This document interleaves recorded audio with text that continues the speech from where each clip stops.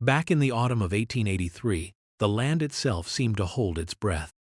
The dust of the Navajo Nation settled heavy on everything, coating the sparse sagebrush, the rocks and the scant dwellings scattered across the vast, indifferent landscape. The sun beat down like a relentless hammer through a sky that was bleached pale with heat day after day.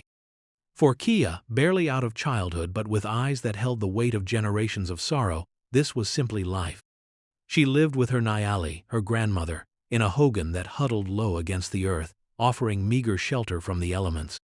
Her parents were gone, taken by the coughing sickness that had swept through their people 2 winters past. Naali was frail now, her hands gnarled like the roots of ancient cedars, her voice a soft whisper against the wind. Kiiya was the provider, the gatherer, the silent keeper of their small, shrinking world. Her days were a rhythm of quiet tasks, fetching water from the distant spring, gathering firewood from the dry washes, tending the few meager crops they managed to coax from the unyielding soil. Loneliness was a constant companion, a shadow that clung to her heels like the dust itself.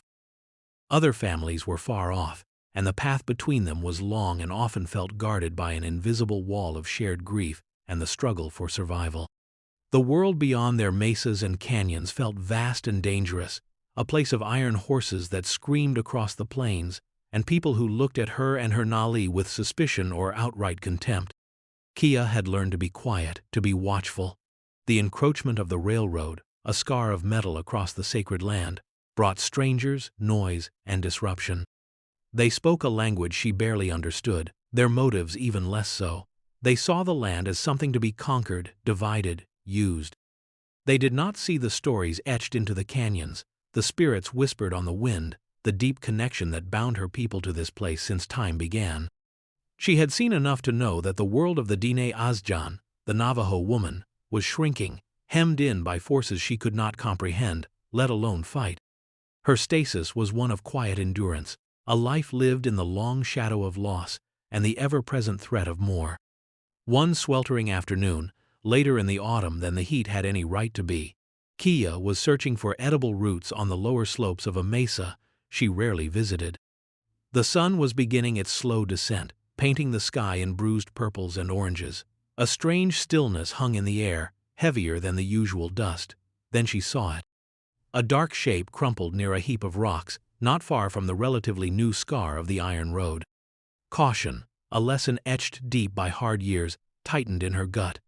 She crouched low, her eyes scanning the silent landscape. No horses, no other figures. Just the shape, unmoving. Curiosity, another human instinct, warred with her caution. What could it be? Not animal, too large, too still. Not one of her people, no familiar blankets or clothing. She crept closer, her soft moccasins making barely a sound on the dry earth. As she drew near, the shape resolved into a man. A white man. His clothes were fine, or had been once, made of material she only saw on the wealthiest traders in the infrequent time she visited the small, dusty settlement near the railroad tracks. Now they were torn, covered in dust and what looked like dried blood. His face was pale beneath the grime, slick with sweat. He lay awkwardly, one leg twisted beneath him at an unnatural angle. Panic, sharp and sudden, pricked at her. A white man, injured, alone. This was trouble. The stories whispered among her people were full of trouble brought by white men. But then she saw his chest rise and fall, shallow, ragged breaths. He was alive, barely, and he was suffering. The image of her Nali, weak and needing care, flashed in her mind. The inherent need to help another living being, regardless of who they were, rooted itself deeper than her fear. She swallowed hard, pushing down the instinct to flee. He was dying, and for now, she was the only one there. She approached him slowly, cautiously. He groaned, a low, painful sound that tore at something inside her. His eyes fluttered open, unfocused, glazed with pain and fever. They were blue, startlingly bright against his pallor. He mumbled something she couldn't understand, a string of harsh, foreign sounds. Shil Hajo, she murmured, the traditional Navajo greeting, unsure if he could hear, unsure if it mattered. It was all she had. He needed water. He needed shelter. He needed care she didn't know how to give a man like him, a man who looked like he belonged to the world that was slowly crushing hers. But she couldn't leave him there to die, not alone, like this. Not while she had water in her small skin, not while her Nali's Hogan offered a roof, however humble.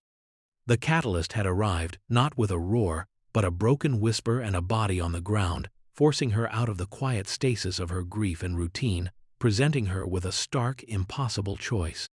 Moving him was the hardest thing Kiiya had ever done. He was heavy, a dead weight even when he stirred. She managed to get some water to his lips from her skin, holding his head gently. His eyes closed again, the brief flicker of consciousness gone. His skin was burning to the touch. Using all her strength, she dragged him, inch by agonizing inch, towards the shelter of an overhang, then eventually, painstakingly, back towards the faint smudge on the horizon that was her Nali's home. It took hours, the sun dipping below the horizon and plunging the world into the sudden chill of the desert night, before she got him close. Naali, seeing the struggle from afar, hobbled out, a small, frail figure against the darkening sky. Her eyes, ancient and knowing, took in the scene. They rested on the injured man, then on Kiiya's determined, dirt-streaked face. There was no accusation, no fear, only a quiet understanding. Together, they somehow managed to get him inside the Hogan. The air was thick with the smell of earth, old smoke, and now, the coppery tang of blood and the scent of fever. He filled the small space with his large, injured presence. His breathing was shallow, each breath a struggle. Kiiya cleaned his wounds as best she could with water and carefully boiled cloths. His leg was clearly broken, bone angled unnaturally beneath the ripped fabric of his trousers. She knew nothing of setting bones, only of poultices for wounds and herbs for fever. For days, he hovered on the edge of life. Kiiya and Nali worked tirelessly, their actions a quiet, rhythmic dance of care. Kiiya brewed teas from plants Nali instructed her to gather, carefully dripping the liquid between his parched lips. She changed the dressings on his wounds, her small hands gentle and steady despite her fear. Nali spoke soft words over him in Navajo, ancient blessings and healing prayers. He remained largely unconscious, muttering sometimes in his fevered state, words that meant nothing to them but carried the sharp edge of distress.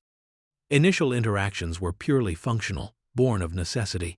Kiiya spoke little, tending to his needs with a quiet efficiency. Nali observed him with a calm, assessing gaze, her presence a grounding force. Mistrust was a silent, unseen guest in the Hogan. Kiiya had been raised on caution regarding the white world. Its power felt overwhelming, its intentions often cruel. This man, even in his broken state, represented that world. Why was he here? Who was he? Would helping him bring more trouble to their door? He was Mr. Nathaniel Vance, though they did not know his name then. A man whose name was synonymous with ambition, with steel rails spanning continents, with wealth beyond measure. He had been on a private car, heading west to oversee a new line, when something had gone terribly wrong, a sabotage, an accident he couldn't remember. He only remembered pain, confusion, and the vast empty sky above him before darkness claimed him. Now, in his fevered dreams, he was a boy again, lost and afraid, or back in the cutthroat world of business, facing enemies whose faces blurred with the pain in his leg. Gradually, agonizingly, slowly, the fever broke. His eyes, when they finally opened and stayed open, were clearer, though still clouded with pain and confusion. He looked around the Hogan, his gaze lingering on the packed earth walls, the central fire pit, the quiet figures of the young woman and the old one who tended him. He tried to speak, but his voice was a dry rasp. Kiiya offered him water in a small clay cup. He drank greedily. "Where?" he croaked, his voice rough. Kiiya shook her head, indicating she didn't understand. She pointed to herself. "Kiiya," she said softly. She pointed to Nali. "Nali." He stared at her for a long moment, his blue eyes sharp despite his weakness.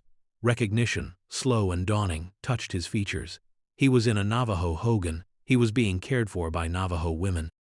The people his railroad displaced, the people his world ignored or steamrolled over. A flicker of something unreadable crossed his face, surprise perhaps, or dawning comprehension.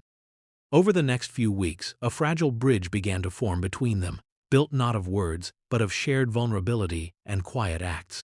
Kiiya tended to his needs, the tasks mundane but essential, bringing him food she had prepared, carefully rewrapping his injured leg, helping him shift positions when the pain became unbearable.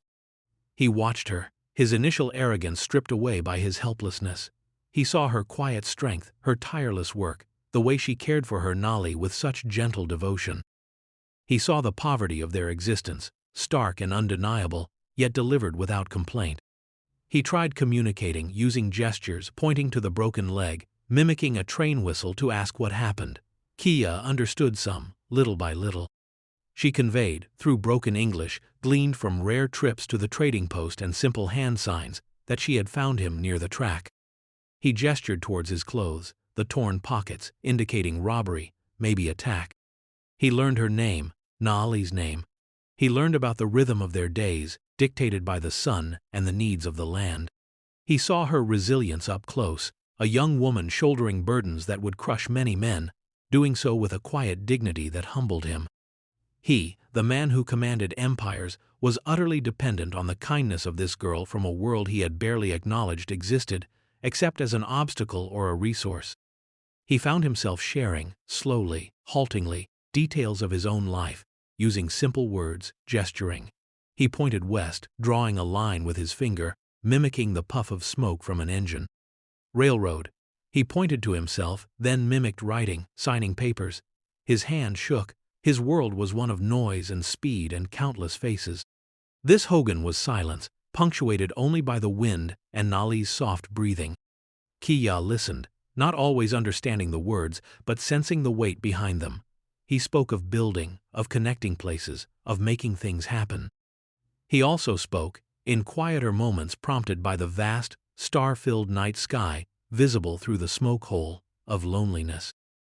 Of a life driven by ambition that had left little room for connection, for family. He confessed, haltingly, a deep regret, a sense of emptiness that his wealth had never filled. His voice was raw, vulnerable, different from the commanding tone she sometimes heard him use, even weakly. She, in turn, shared, not with many words, but through glances, small actions. She showed him a picture of her parents, kept carefully wrapped in cloth. She spoke their names, her voice soft with loss. She showed him the small patch of corn she tended, explaining how the rain was needed. She told him of her fear of the future, of not being able to care for Naali, of the world changing too fast. One evening, after Kiiya had carefully changed his bandages, she sat by the dying fire. The pain in his leg was a dull throb, but his mind was clear. He looked at her, truly looked at her, not as a nameless native girl, but as Kiiya, the person who had saved him, who cared for him with selfless dedication. "Kiiya," he said, his voice stronger now, though still weak, "thank you." She met his gaze, her dark eyes steady. A faint, shy smile touched her lips. "You are welcome," she replied, using one of the few English phrases she knew that felt right. In that quiet exchange, something shifted. The wall of us and them, built so high by history and prejudice, lowered a little. He saw her humanity, her strength, her quiet grace. She saw past the Tycoon, the symbol of the encroaching world, to the man, broken and vulnerable, capable of gratitude and perhaps introspection. They had become, in this small, isolated space, two people sharing a fragile, essential connection, bound by her act of kindness and his dependence.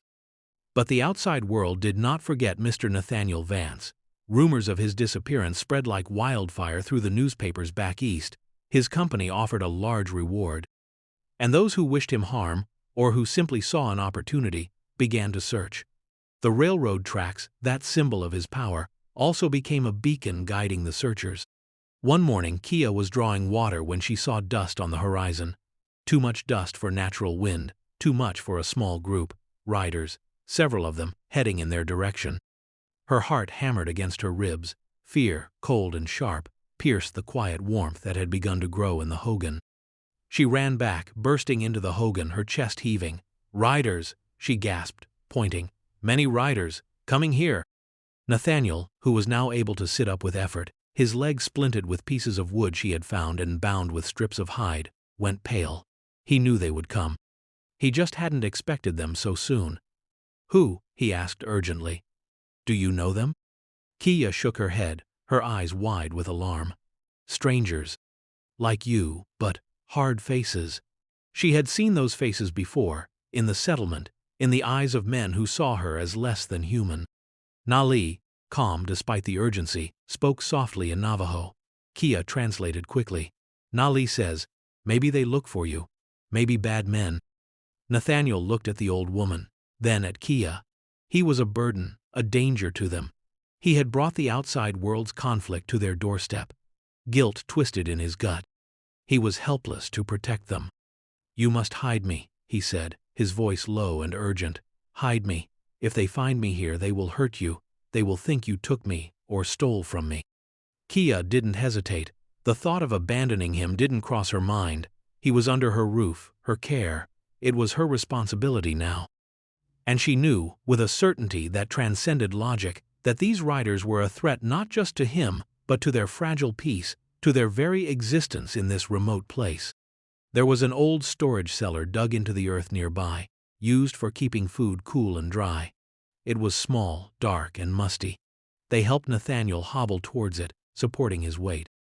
Getting him down the rough steps was agonizing, each movement sending jolts of pain through his leg.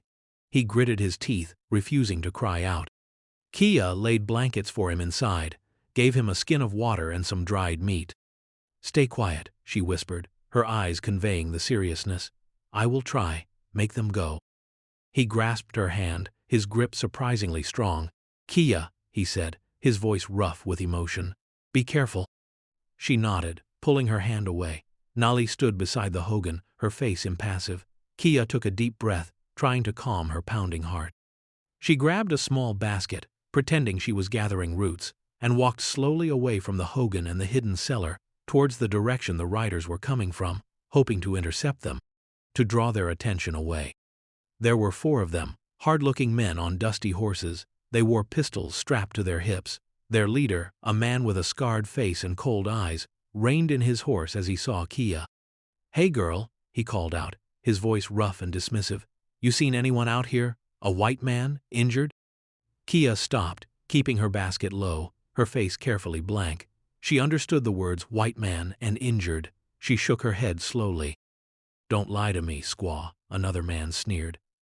"There was a wreck. A rich man's missing. He wouldn't just vanish in the dust." "Only wind," Kiiya said, using one of her few full English phrases. She pointed towards the vast empty landscape. "Nobody." The scarred man narrowed his eyes, looking past her towards the hogan. "That your place?" he asked, jerking his chin towards it. Kiiya nodded. Nali had retreated inside, as planned. "Anyone else there?" he pressed. Kiiya hesitated for a fraction of a second. "Only Nali," she said, using the Navajo word, hoping it would confuse them or seem insignificant. The men exchanged glances. "An old squaw and a girl?" one of them muttered. "Hardly a hideout." "Let's check anyway," the scarred man said. "Maybe he crawled off somewhere and they took him in. Get the reward." His eyes flickered over Kiiya, lingering in a way that made her skin crawl. This wasn't just about the reward. There was malice there, the easy contempt of those who felt superior. This was the climax. The external threat was here, standing before her, fueled by greed and prejudice. She had a choice: lead them away, potentially putting herself in danger, or let them approach the hogan and find Nathaniel, endangering him and Naili. She had to draw them off, she thought quickly. The spring. It was a long ride, but it was a plausible place for someone injured and desperate for water to try and reach. Kiiya pointed away towards a different mesa, a direction away from her home. "Water," she said, mimicking drinking. "Maybe go that way, look for water." The scarred man followed her gesture. It was a long shot, a desperate guess, but it was a possibility. He considered her, her small size, the apparent innocence in her blank face, though her heart was a drum against her ribs. She didn't seem like she could have moved a man like Vance, let alone hidden him. "All right," he said, making a decision. "We'll check the spring. You stay put, girl. Don't go nowhere." It was a threat, thinly veiled. Kiiya watched them ride away, a knot of fear loosening slightly in her stomach, only to be replaced by a fresh wave of anxiety. How long would they be gone? Would they find anything? Would they believe her? She waited until their dust was just a faint cloud on the horizon before running back to the hogan. She went to the cellar door. "They are gone," she called down softly. "They ride away." A moment later, Nathaniel emerged, pale and sweating, his leg throbbing. "Are you all right?" he asked, his voice filled with concern. "They didn't hurt you?" "I am well," Kiiya replied, relief making her own voice shaky. "They believe I see nothing." Nathaniel looked at her small, brave figure. She had faced down dangerous men, potentially saving his life again, risking her own and Nali's. A profound sense of gratitude and respect washed over him. He had built an empire on calculation and leverage. Kiiya had acted purely out of compassion and courage. His world suddenly felt small and hollow compared to the quiet strength she possessed. The riders did not return that day, nor the next.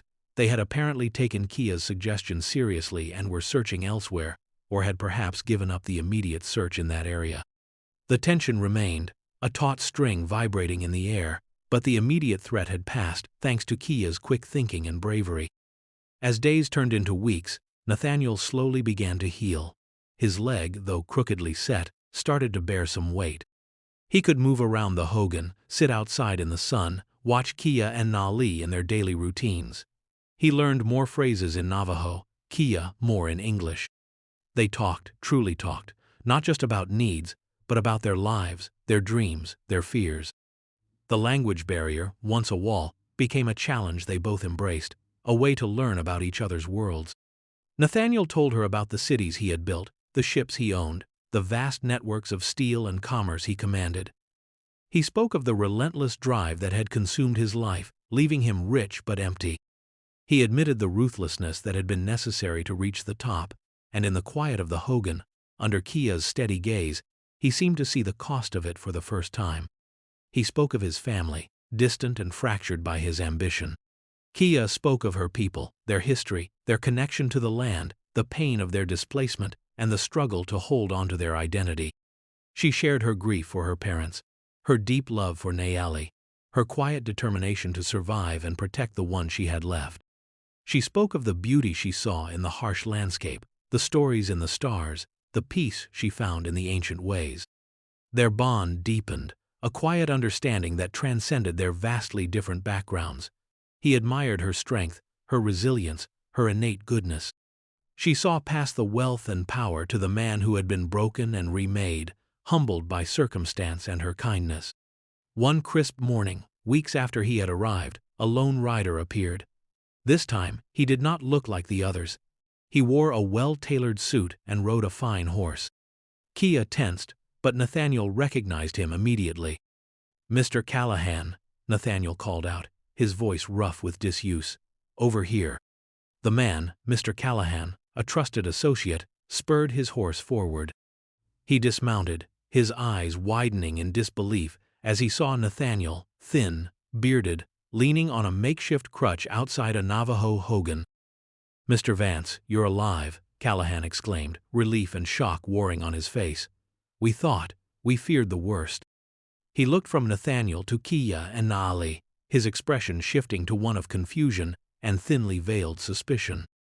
Nathaniel saw the look. He saw the prejudice in Callahan's eyes, the assumption that these women had somehow harmed him or were holding him. He wouldn't allow it.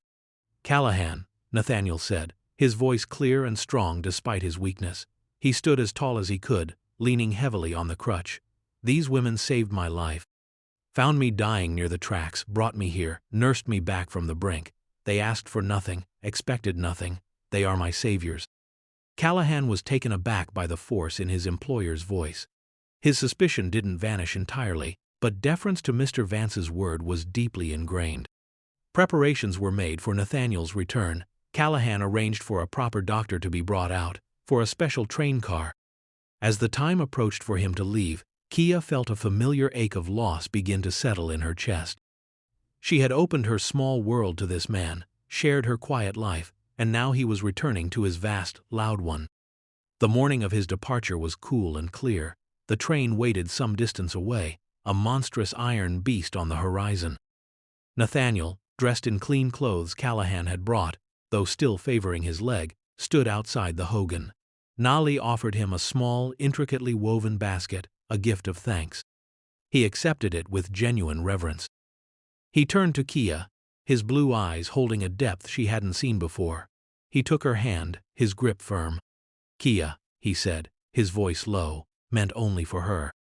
He hesitated, searching for the right words, words that could encompass weeks of shared silence, quiet care, and unspoken understanding. You showed me more kindness than anyone in my life, more strength, more worth. He looked towards the distant train, then back at her. That world, it takes. It rarely gives like you did. He squeezed her hand. What you did, it changed me, reminded me of what matters. He looked at her earnest face, the eyes that had watched over him so diligently. I cannot repay you for saving my life, but I can try to honor the life you saved. He lowered his voice further, his words barely a whisper against the wind. I will ensure you and Nali are cared for, secure.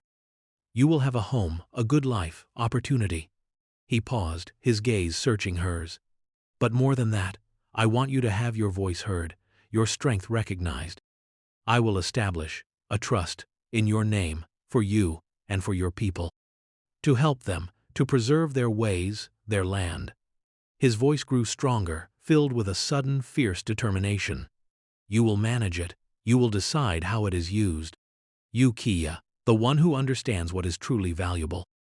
He pressed something small and metallic into her hand, a simple locket, inscribed with a single word in English, resilience.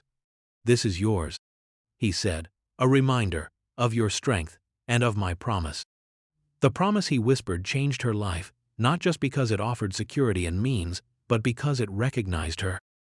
It didn't seek to erase who she was, but to empower her within her own world, using his influence to build bridges, not walls. It was an acknowledgement that the girl in the dust held a wisdom and strength that his vast empire had never taught him. Kiiya looked at the locket in her palm, then back at Mr. Vance. Tears welled in her eyes, blurring his image. It wasn't just the promise of money, of ease. It was the understanding, the respect, the acknowledgement of her humanity, her worth, by a man from the very world that had sought to diminish it. Go now, Naali urged softly in Navajo. His world waits. Nathaniel Vance stepped away, leaning on his crutch. He looked at Kiiya and Naali standing together, two figures rooted in the vast, silent landscape. He felt a pang, a strange sense of belonging to this quiet place, and these two women that he had never felt in the gilded cages of his own world. He turned and began the slow, hobbling walk towards the waiting train. Kiiya and Naali watched until he was a small figure beside the roaring iron beast, swallowed by smoke and the noise of his departure. In the aftermath, life did not change overnight. The fear of the riders lingered for a time, but then letters arrived, carried by a trusted messenger from Mr. Callahan. And soon, tangible proof of Nathaniel Vance's promise began to materialize. Land was quietly secured, held in trust. Funds were allocated. And Kiiya, guided by Naali's wisdom and her own quiet determination, began the difficult, unprecedented task of managing the resources Mr. Vance had entrusted to her. The whisper had indeed changed her life forever. She was no longer just a girl living in the shadow of loss and fear, her world shrinking. She was Kiiya, keeper of a new kind of hope, bridging two worlds, using the unexpected gift from the man she saved to build a future for her people, a future rooted in their past but reaching towards possibility. She faced skepticism, prejudice, and immense challenges, but she carried the locket, the word resilience, a constant reminder of the strength that lay within her. The strength a dying Tycoon had recognized in the dust of the Navajo nation, and had chosen to honor above all else. Her life was still hard, the path uncertain, but she walked it with a quiet purpose she had never known before, a purpose born from an act of simple kindness that blossomed into something profound and enduring. She had found, not just survival, but a way to honor the past by building a future, proving that even in the harshest landscapes, connection and hope could take root and flourish.